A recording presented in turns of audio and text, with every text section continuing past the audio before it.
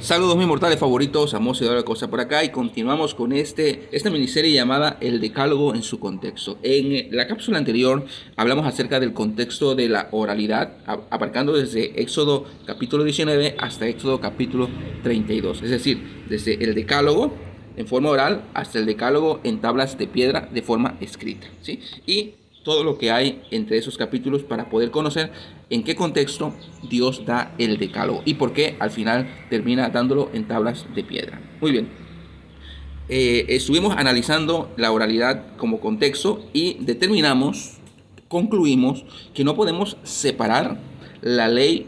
Estas leyes son más importantes como el decálogo y las demás no. Vimos las razones por qué y lo recordamos rápidamente, ¿sí? Desde Éxodo 20 hasta Éxodo 23, Dios da leyes y mandamientos.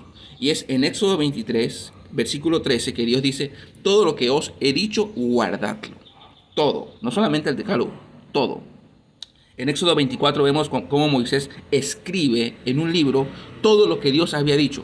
No solo el decálogo, sino todas las leyes que Dios había dado hasta ese momento. Las escribe en un libro y entonces las repite delante del pueblo y el pueblo termina diciendo todo lo que Dios ha dicho, guardaremos y obedeceremos.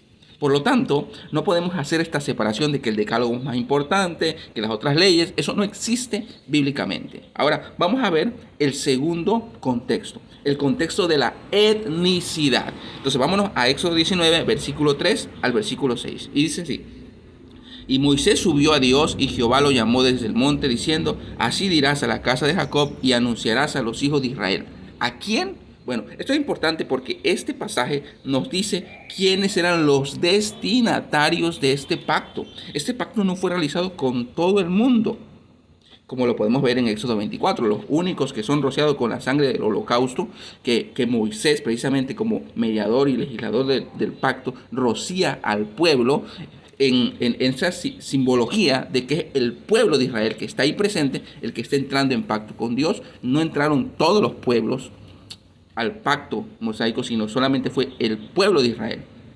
Entonces, el destinatario de este pacto es la casa de Jacob, los hijos de Israel. Dicho sea de paso, los gentiles nunca han estado bajo el pacto mosaico, nunca estuvieron bajo el pacto mosaico, ni antes ni después del Mesías.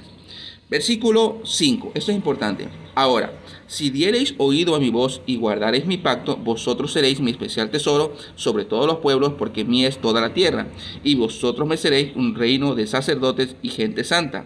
Estas son las palabras que dirás a los hijos de Israel. Nuevamente se nos dice quién es el destinatario, el pueblo de Israel. Pero ahora aquí aparece una condición y una recompensa. La condición, si guardareis mi pacto. ¿Sí? Eso es muy importante. Esta expresión, si guardareis mi pacto, nosotros diríamos, lo que hay que guardar son los mandamientos. No, dice Dios, ustedes van a guardar mi pacto. Ahora, ¿cómo se guarda el pacto? Pues guardando los mandamientos. Por lo tanto, aquí entendemos algo.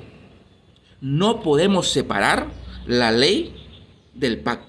No podemos hacer lo que hacen los adventistas. Agarro el decálogo del pacto mosaico, lo saco y lo aplico al nuevo pacto. Eso es absurdo. Eso es absurdo exegéticamente hablando. ¿Por qué? Porque el pacto no se puede separar de la ley. La ley no se puede separar del pacto. Es un solo pacto. Por eso dice, si oyereis mi voz y guardareis mi pacto. Es una sola cosa. Es un solo paquete. Guardar los mandamientos es guardar el pacto. ¿Sí? Ahora, tenemos ejemplos. Cuando Dios da la circuncisión como mandato, en Génesis 17, le dice a Abraham, y este es mi pacto que guardarás tú y tu descendencia, será circuncidado todo varón. ¿Sí? Es decir, el circuncidarse era guardar el pacto, porque el pacto es igual a la ley. En Éxodo 31, cuando Dios da la señal del pacto mosaico, que es el sábado, le dice, y este será el pacto, este será mi pacto que ustedes van a guardar, ¿sí? Y da precisamente el sábado. Y vamos a leerlo. Éxodo 31, 16. Guardarán pues el día de reposo los hijos de Israel, celebrándolo por sus generaciones, por pacto perpetuo.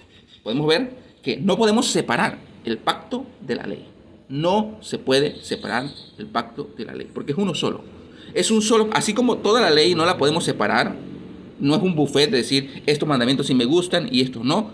No podemos separar la ley, tampoco podemos separar la ley del pacto. Porque esto es muy importante. El pacto es lo importante. Y el pacto hace que la ley dependa del pacto. La ley no es importante. Y entonces los adventistas dicen que el decálogo es una ley eterna, lo cual es absurdo, ¿verdad? Porque cada pacto tuvo su propia ley. En realidad lo importante es el pacto.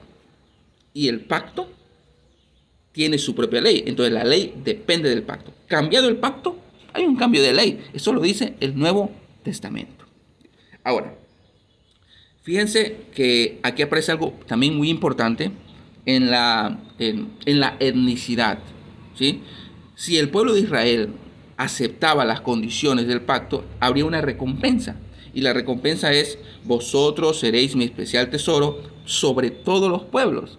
Es decir, que el solo hecho de que el pueblo de Israel aceptara el pacto con Dios haría de que ellos se convertirían en un pueblo especial. Ellos llegarían a ser el pueblo de la alianza, el pueblo del pacto, y por lo tanto habría una diferencia entre Israel y todos los demás pueblos.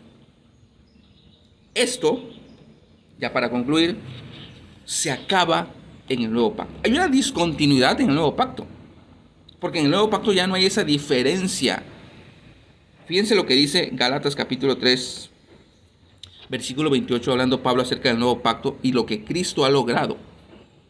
Ya no hay judío ni griego, no hay esclavo ni libre, no hay varón ni mujer, porque todos vosotros sois uno en Cristo Jesús.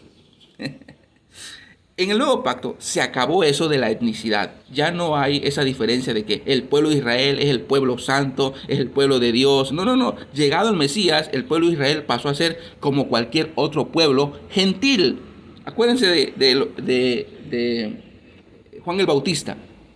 Juan el Bautista predicó a los judíos y los llamó a que se bautizaran. Ahora, ¿quiénes eran los que se bautizaban? En el contexto del primer siglo eran los proselitos gentiles que venían precisamente a la ley o al judaísmo. Pero entonces le dice Juan, no, los primeros que deben bautizarse son ustedes. Los trató como gentiles, porque llegado el Mesías, todos estaban por igual, en la misma necesidad de pecado y en la misma necesidad de venir al arrepentimiento y de reconocer al Mesías como el único medio de salvación. Es decir, en el nuevo pacto ya no existe esa etnicidad. Por eso Pablo va a decir, los que son realmente hijos de Abraham son los que vienen por la fe a Cristo Jesús, sea judío o no.